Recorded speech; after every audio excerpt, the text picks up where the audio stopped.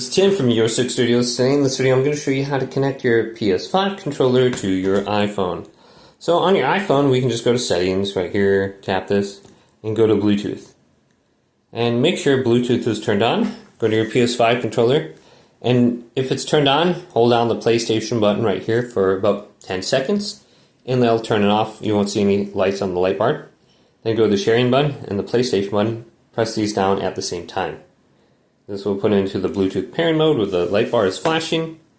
And we can go on over to our phone now, and the PS5 controller should show up, the DualSense wireless controller.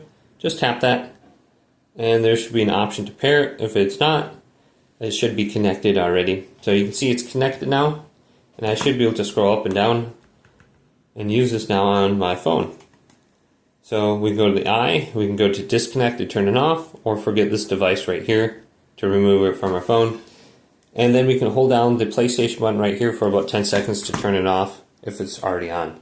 So hopefully this video did indeed help you out. If it did, leave it a big thumbs up and subscribe to my channel down below.